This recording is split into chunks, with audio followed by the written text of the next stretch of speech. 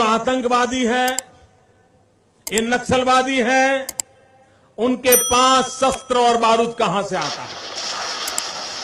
वो तो विदेश की धरती से आता है और सीमाएं संपूर्ण रूप से आपके कब्जे में है। सीमा सुरक्षा बल आपके कब्जे में है। मैंने उनको दूसरा सवाल पूछा। हमने कहा आतंकवादियों के पास धन आता है, हवाले से आता है, पूरा मनी ट्रांजैक्शन का कारोबार भारत सरकार के कब्जे में है, आरबीआई के अंडर में है, बैंकों के माध्यम से होता है। क्या प्रधानमंत्री आप इतनी निगरानी नहीं रख सकते कि ये जो धन विदेश से आकर के आतंकवादियों के पास जाता है आपके हाथ में है, आप उसको क्यों नहीं रोकते हैं? मैंने तीसरा सवाल उनको पूछा कि विदेशों से घुसपैठ ही आते हैं, घुसपैठ ही आतंकवादियों के रूप में आते हैं, आतंकवादी घटनाएं करते हैं, भाग जाते हैं।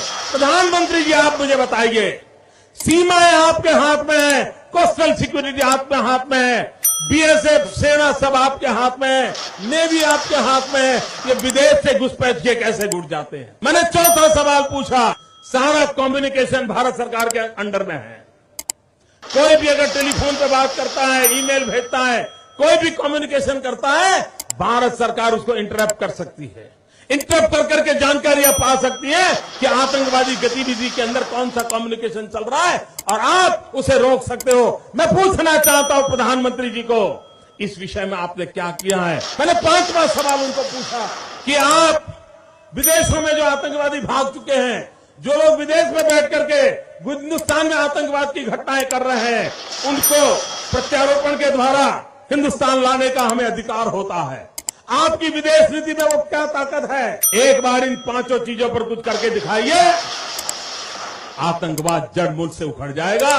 राज्यों के अधिकार हथिया करके राजनीति के करने के खेल छोड़ दीजिए। भाइयों बहनों, दिल्ली की सल्तनत के पास मेरे इन सवालों के जवाब नहीं है। दिल्ली की सरकार में वो सीना नहीं है, 46 इंच का सीना लगता है दोस्तों, तब जाकर